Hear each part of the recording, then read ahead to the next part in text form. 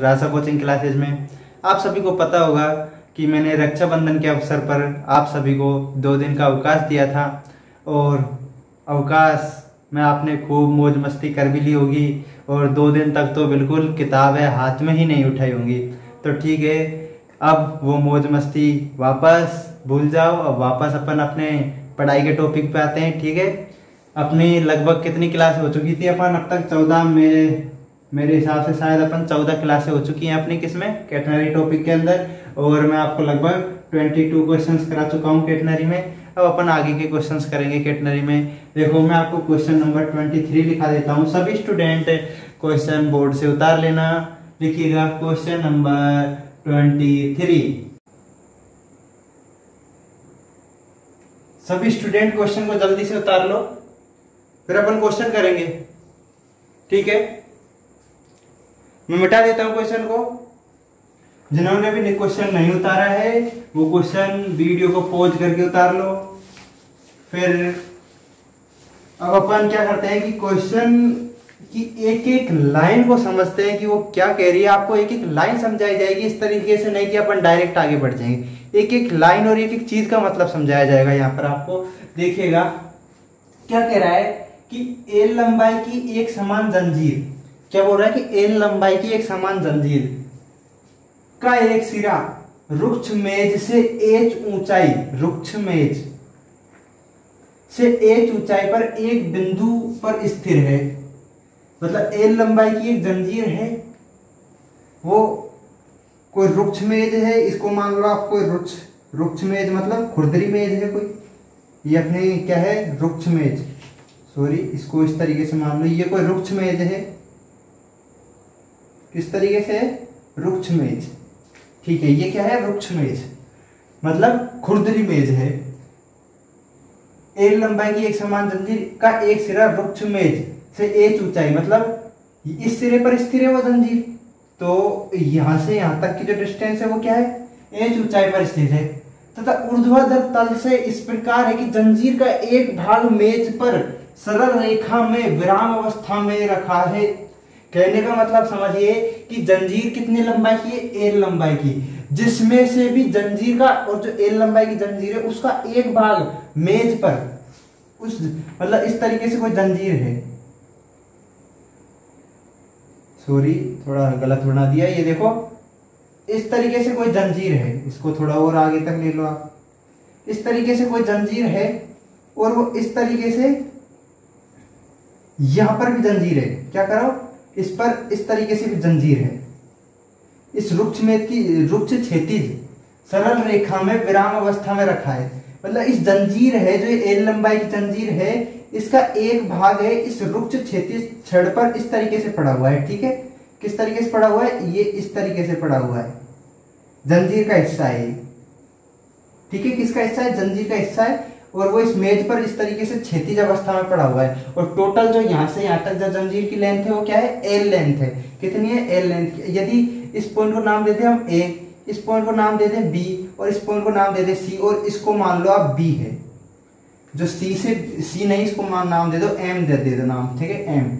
यदि M B की length है, वो मैंने सी इसलिए कट किया क्योंकि जो सी तो अपन किसको मानते हैं? वर्टेक्स मानते हैं कैटनरी का, उसको ही मानेंगे। वर्टेक्स इस जगह पे बनेगा कैटनरी का।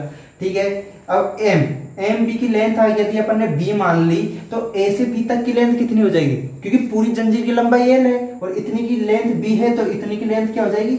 एल माइनस बी हो जाएगी। क्या हो जाएगी? L minus B. अब क्या कह रहा है? यदि घर्षण गुणांक म्यू है, अब जानते हो आप घर्षण गुणांक क्या है? म्यू। अब ये रुक्ष मेज है, रुक्ष मेज मतलब खुरदरी मेज है। अब जंजीर इस साइड जब फिसलेगी तो इस पर एक घर्षण बल लगेगा और घर्षण बल लगेगा तो घर्षण गुणांक म्यू आएगा। ये आप जानते हो। जंजीर फिसलने को हो तो सिद्ध कीजिए जंजीर की मेज पर जंजीर की लंबाई है। मतलब अपन को बी का मान फाइंड करना है। किसका मान फाइंड करना है? बी की वैल्यू अपन को फाइंड करनी है। इस क्वेश्चन में देखिएगा ढंग से। अब अपन को क्या फाइंड करना है और क्या प्रूफ करना है? बी की वैल्यू ये प्रूफ करनी है, L plus mu H minus mu square plus 1 H square plus 2 mu L H. ये अपन को जो बी है, जो मेज पर पड़ी हुई जो जंजीर है, उसकी लेंथ अपन को फाइंड करनी है। ठीक है, और क्या बोल रहा है? घर्षण गुणांक। अब देखो, इसको कैटनरी का शीर्ष मान ले। क्या मान ले? सी मान लो आप। ये कैटनरी क्या एक्सिस हो जाएगी, वाई एक्सिस। देखो इस तरीके से यहाँ पर एक कैटनरी बन जाएगी इस तरीके से, ठीक है। इतना हिस्सा बी हिस्सा तो इसका जमीन पर पड़ा हुआ है, कहाँ पड़ा हुआ है, जमीन पर। ये कैटनरी की वर्टेक्स हो गई, तो नीचे कैटनरी की एक्सिस हो जाएगी एक्स एक्सिस। इसको बोलते हैं कैटनरी की डायरेक्ट्रिक्स। क्या बोलते हैं, डायरेक्ट्रिक्स। और यहां से यहां तक की जो लेंथ हो जाएगी वो क्या हो जाएगी, सी। क्या हो जाएगी, सी, ठीक है। और अगर जंजीर फिसलने को, ये क्वेश्चन एक बात और कह रहा है, यदि जंजीर फिसलने को, यदि अपन जंजीर को इस दिशा में खींचेंगे तो इस पर एक घर्षण बल काम करेगा। यदि इस साइड में खींचेंगे तो घर्षण बल इस दिशा में काम करेगा, इस दिशा में मतलब बी के बाहर की ओर, तो मतलब इस साइड एक घर्षण बल लगा, वो क्या लगा, म्यू आर। और इसके लिए अभिक्रिया प्रतिक्रिया बल, अभिलंब प्रतिक्रिया बल है, वो क्या लगा, आर। कहाँ लगा, ऊपर की दिशा में, बी पॉइंट के ऊपर की दिशा में, ठीक है। और बी एम बी जो रस्सी का भार है वो कहां लटक रहा है, वो कहां लटक रहा है, नीचे की ओर लटक रहा है। अब नीचे की ओर लटक रहा है तो इसका भार क्या क्या क्या है, बी डब्ल्यू। क्या है, बी डब्ल्यू। वो कहां लग रहा है, नीचे की ओर लग रहा है। इस रस्सी जो बी का है, इसका भार, यदि प्रति इकाई लंबाई रस्सी का भार डब्ल्यू है तो बी लंबाई की रस्सी का भार क्या हो जाएगा, बी डब्ल्यू। और ये बल कहां पर लग रहा है, नीचे की ओर। कहां पर लग रहा है, नीचे की ओर। अब ठीक है, अपन इस क्वेश्चन में, अब इस क्वेश्चन को अपन करते हैं और अपन को फाइंड करना है बी का मान। किसका मान फाइंड करना है, अपन को बी का मान फाइंड करना है। अब देखो अपन कैसे फाइंड करते हैं बी का मान, ठीक है, देखिएगा।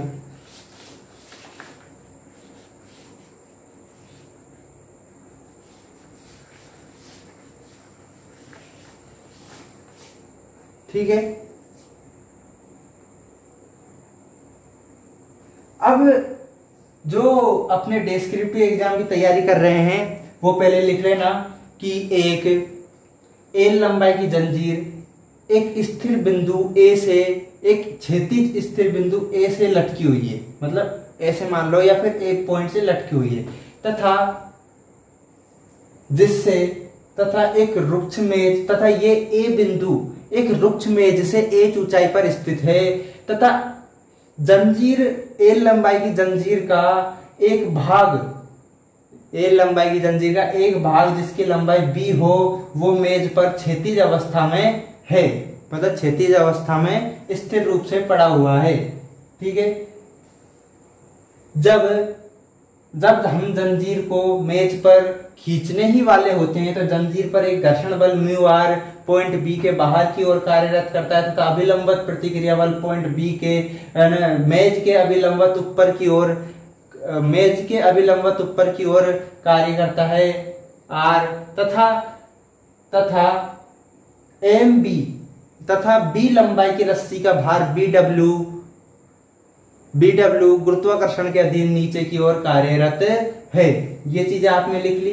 फिर आप अपन लिखेंगे, ठीक है, संतुलन की अवस्था के लिए लिख लो, या फिर कैसे लिख लो, जंजीर एम बी की संतुलन की अवस्था के लिए लिख लो आप, जंजीर, यहां पे लिखिएगा जंजीर एम बी, जंजीर एम बी की संतुलन की अवस्था के लिए, संतुलन की अवस्था के लिए जंजीर एम बी, जो एम बी बराबर आपको पता है क्या है, बी है। क्या है, बी है। तो जंजीर एम बी लिख लो, या फिर जंजीर बी लंबाई की जंजीर लिख लो, यहाँ पर चाहे जंजीर एम बी लिख लो, या फिर यहाँ लिख लो बी लंबाई की जंजीर की संतुलन की अवस्था के लिए, या फिर यहाँ पर लिख लो जंजीर एम बी की संतुलन अवस्था के लिए। क्या है संतुलन की अवस्था के लिए, देखो एक बल आर है, वो कहां लग रहा है, ऊपर की ओर, तथा जो बी डब्ल्यू कहां पर लग रहा है, नीचे की ओर। कहां लग रहा है, नीचे की ओर। इसको दे दो समीकरण नंबर 1 नाम दे दो। अब आप जानते हो पॉइंट सी पर कौन सा बल लगता है, टी नोट। पॉइंट सी पर क्षैतिज बल लगता है टी नोट, जो किसके बराबर होता है, डब्ल्यू सी के बराबर। तो उसके लिए इस पर संतुलन की अवस्था के लिए आप विचार करिएगा तो क्या आ जाएगा, टी नोट बराबर म्यू आर, जहां पर टी नोट बराबर क्या होता है, डब्ल्यू सी म्यू आर। इसको दे दो समीकरण नंबर 2 नाम। समीकरण 1 व 2 से यहां पर लिखिएगा, समीकरण 1 यहां पर नहीं लिखिए, यहीं पर लिख लिया, तो क्रम वाइज चलिएगा। देखो समीकरण 1 व 2 से आर को विलोपित करने पर, आर को विलोपित करने पर, अब r को विलोपित मैंने कर दिया तो अपन r को विलोपित करेंगे तो देखो r का मान इधर रख दो आप, क्या आ जाएगा WC बराबर म्यू बी डब्ल्यू। अब ये W से W कट हो गया, C बराबर क्या आ जाएगा अपने पास म्यू बी, क्या आ जाएगा म्यू बी, C बराबर अपने पास अब आ गया म्यू बी। अब अपन इस क्वेश्चन में आगे चलते हैं, इसको समीकरण नंबर 3 में नाम दे दो। क्या नाम दे दिया? समीकरण नंबर 3। अब अपन को क्या याद करना है? बी का मान निकालना है अपन को। अब अपन को बी का मान निकालना है, और तो अपन कैसे निकालेंगे बी का मान? और इस तरीके से रूट में भी मान आ जाए अपने पास, तो ऐसा कौन सा मेथड है अपने पास जिससे अपन बी का मान निकाल सकें? तो मैंने आपको एक सवाल पहले भी बताया था जिसमें अपन ने श्रीधराचार्य विधि का प्रयोग करा था। क्या उस टाइप से हो सकता है क्या सवाल? तो सोचिएगा, तो अपन उस टाइप से सवालों करने का कोशिश करते हैं, ठीक है। तो वहां पर अपन ने कौन सा रिलेशन काम में लिया था? अपन ने y का रिलेशन काम में लिया था, और y का रिलेशन क्या था? y स्क्वायर बराबर c square plus a square. तो अपन उस रिलेशन को काम में लेंगे किस पॉइंट के लिए? a पॉइंट के लिए। किस पॉइंट के लिए काम में लेंगे? a पॉइंट के लिए। अब सूत्र y स्क्वायर बराबर s square plus c square से, इससे y स्क्वायर बराबर s square plus c square से। अब देखिए क्या 4.a, 4.a। अब a पॉइंट के लिए अपन इसको लागू करेंगे तो देखो किसी, देखो a पॉइंट के लिए देखो a अपन यहां से जैसे कोई स्पर्श रेखा है, a पॉइंट के लिए भी लागू करें तो y का मान क्या आ जाएगा? अपन y के लिए y का मान क्या आ जाएगा? क्या आ जाएगा? देखो यहां से यहां तक के डिस्टेंस, इसके कोऑर्डिनेट मान लिए पॉइंट के एक्स वाई है, क्या है? एक्स वाई है। तो ये a के कोऑर्डिनेट में y का मान क्या आ जाएगा? h प्लस c, मतलब यहां तक का जो डिस्टेंस है वो तो h हो गया, और यहां तक का जो डिस्टेंस हो गया वो c हो गया, मतलब h प्लस c का स्क्वायर, h प्लस c का स्क्वायर बराबर h की जगह पर क्या आ जाएगा? l माइनस b का स्क्वायर, l माइनस b का स्क्वायर प्लस c स्क्वायर, क्या आ जाएगा? Plus c square. अब देखते हैं आप समीकरण 3 से c का मान तो यहां पर रख ही दोगे, c का मान कहां रख दोगे? इसमें समीकरण 3 में, 3 से इसमें रख दोगे आप c का मान। रखो तो जरा, c का मान इधर रखोगे तो देखो क्या आ जाएगा? h प्लस c की जगह क्या रखा? म्यू b का स्क्वायर बराबर, आगे क्या है? l माइनस b का स्क्वायर प्लस c की जगह क्या रख दिया? म्यू b का स्क्वायर, और यहां पर कोष्टक में लिख देना समीकरण 3 से, समीकरण 3 से, ठीक है। अब अपन देखो आगे चलते हैं क्वेश्चन में। क्वेश्चन क्या पूछ रहा है देखो, समझिएगा। अब इसका होल स्क्वायर अपन खोलते हैं, देखो क्या जगह h square plus mu square plus b square plus 2h mu b, ये अपने पास आ गया इसका होल स्क्वायर खोलने पर। अब इसका होल स्क्वायर खोलिए, देखो l square plus b square minus 2lb plus mu square b square, ठीक है। आगे चलो, देखो आगे क्या होता है? ये म्यू स्क्वायर बी स्क्वायर और ये म्यू स्क्वायर बी स्क्वायर, तो ये दोनों आपस में कैंसिल, क्या हो जाएंगे? कैंसिल। अब देखो अपन आगे चलते हैं, इसको अपन क्या, मैंने आपको बताया था अपन पिछले सवाल की तरह कर रहे हैं जिसमें अपन ने क्या किया था? श्रीधराचार्य विधि का प्रयोग से अपन मान निकाला था। अपन को किसका मान निकालना है? इधर b का मान निकाला था। अपन इसको b के रूप में दी गया समीकरण बनाने की कोशिश करते हैं, तो देखो ये क्या आ रहा है? b स्क्वायर, ठीक है, b स्क्वायर। फिर अपन के पास क्या आ रहा है? देखो 2h म्यू b, इसमें इसको इधर भेज देते हैं अपन, किधर भेज देते हैं? इस साइड, तो क्या आ जाएगा?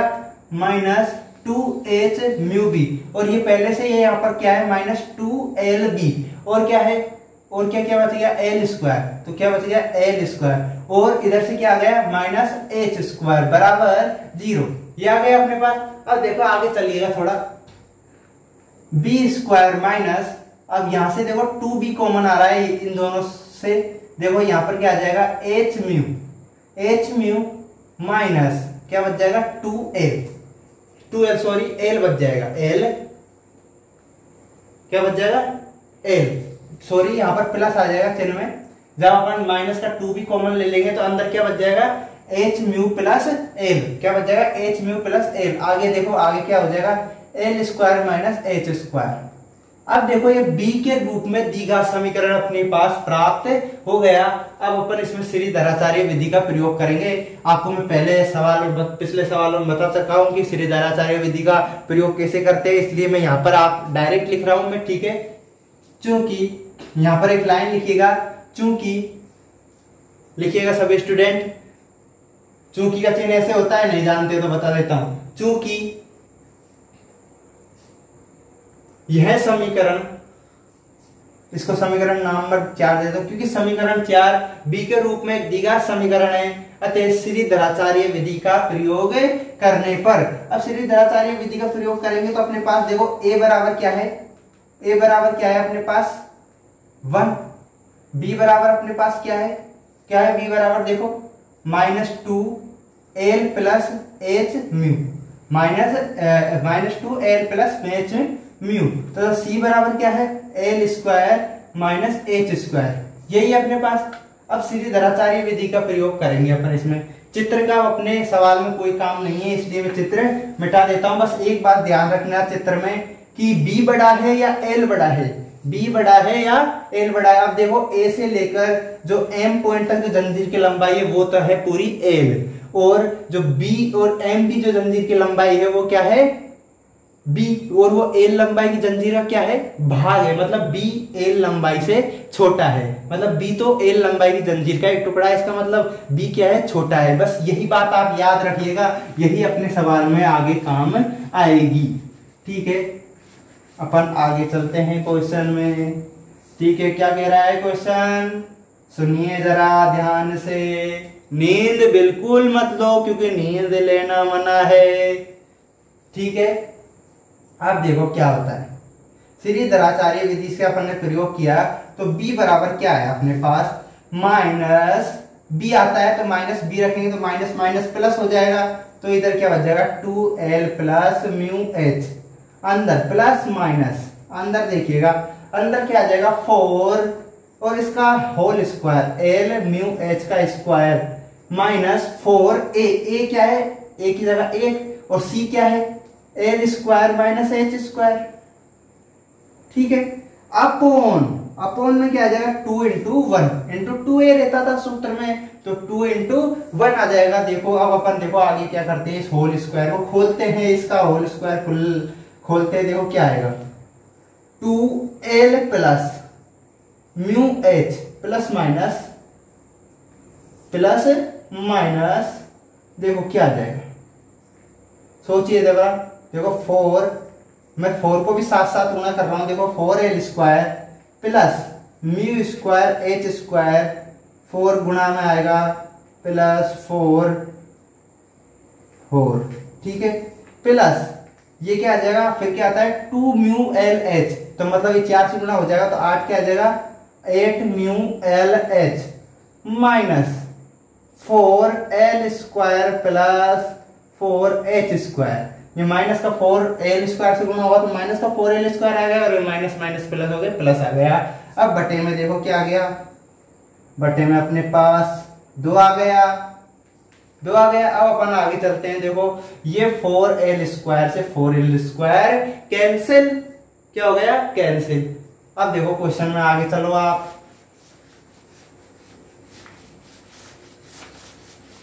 जिन्होंने भी ये पार्ट नहीं उठा रहा था जल्दी से उतार लेना वीडियो को ब्रेक लेकर, ठीक है। अब अपन आगे चलते हैं, b बराबर 2 को 2 ही रहने दो, l म्यू h, अभी इससे छेड़खानी की आवश्यकता नहीं है, इसको बिल्कुल ऐसे ही रहने दो। फिर देखो अंदर क्या होता है, अंदर क्या घमासान चल रहा है, देखो अंदर ये घमासान चल रहा है। देखो इधर से देखो आप 4h स्क्वायर क्या कर लो कॉमन ले लो, अपने लिए सुविधा यही रहेगी कि 4h स्क्वायर अपन कॉमन ले ले, तो अपने पास अंदर क्या बच जाएगा म्यू स्क्वायर प्लस 1, इसमें भी आ रहा है यार म्यू स्क्वायर प्लस 1, ठीक है यार अपन मतलब सही कर रहे हैं अपन, और h स्क्वायर बाहर आ रहा है, बस गुणा में 4 नहीं आ रहा, उसको हटाने का सोचेंगे अभी, मतलब कुछ अपन पहुंच रहे हैं मतलब। और ये देखो म्यू एल एच भी आ गया, बस गुणा में 8 नहीं आ रहा, बस अपन पहुंच रहे हैं उत्तर के पास, मतलब ये चीजें अपने को संकेत दे रहे हैं कि अपन सही दिशा में बढ़ रहे हैं। किस दिशा में बढ़ रहे हैं, सही दिशा में, ठीक है। देखो क्योंकि मैथ एक ऐसा सब्जेक्ट है उसमें क्लियर पता चल जाता है, जब अपन गलत सवाल करते हैं तो अपन से आगे की स्टेप सोच मतलब दिमाग में तक नहीं आता कि आगे क्या करना है। गलत करने जब अपन क्वेश्चन में फंस जाते हैं और सही करते रहते हैं तो अपना क्वेश्चन अपने आप फ्लो में होता चला जाता है, कोई रुकता ही नहीं है, धड़ाधड़ होते चला जाता है। ये मैथ की सबसे बड़ी खासियत है कि जब अपन क्वेश्चन गलत करते हैं तो अपने आप मन में संकेत आ जाते हैं भाई क्वेश्चन अपन गलत कर रहे हैं। तो ठीक है, आगे चलिए। प्लस माइनस, ये देखो इन दोनों में से 4 कॉमन आ रहा है तो 4 बाहर निकालेंगे अपन। 4 बाहर आएगा रूट से तो क्या निकल जाएगा, 2 आ जाएगा। ठीक है भाई, ये सा भी कर लिया। Mu square plus 1 plus 2 mu L H. अरे वाह, ये तो बिल्कुल ही मिल गया अपने पास, सेम टू सेम मिल गया अंदर का पोर्शन। तो एल प्लस म्यू एच भी मिल रहा है। अरे वाह, अपन तो मतलब बहुत करीब आ गए उत्तर के। 2 अपन ने बाहर निकाल लिया, ये वाला 2 कॉमन लिया इस जगह से तो 2 और नीचे भी 2 आ रहा है तो 2 क्या कट जाएगा। L plus mu H, L plus mu H plus minus H mu square plus 1 plus 2 mu L H. आप देखो बिल्कुल सेम आ गया उत्तर है जो, बस अब आ रहा है तो कंफ्यूजन कहां आ रहा है, प्लस और माइनस में।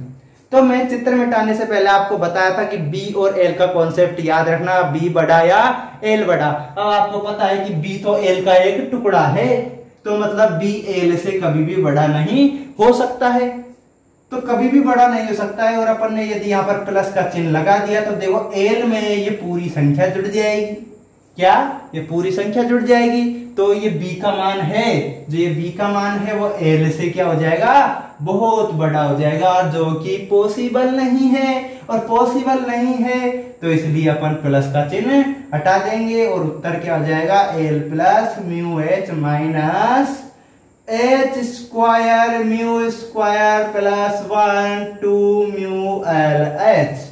यही अपन को प्रूफ करना था। आज के लिए इतना ही मेरे प्यारे दोस्तों।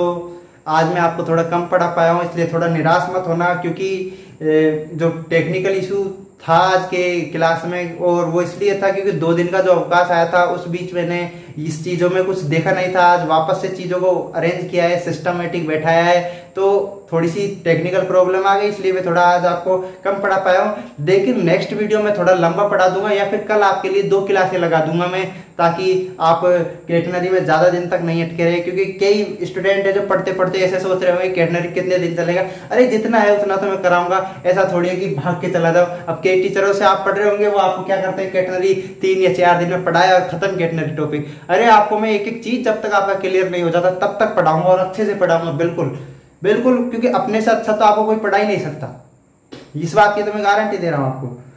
ठीक है, इसलिए आप इधर ही पढ़िए, और कहीं पर भी मतलब 1000-2000 जहां पर भी आपसे पैसे ले रहे हैं वहां पर जाने से बचो, और जो चीज आपको फ्री में मिल रही है तो फ्री में पढ़ो। और अगर चीजें समझ आ रही है तो चैनल को शेयर करो, सब्सक्राइब करो, ताकि ज्यादा से ज्यादा स्टूडेंट चैनल से आगे जुड़ सके और अपनी पढ़ाई रेगुलर कर सके।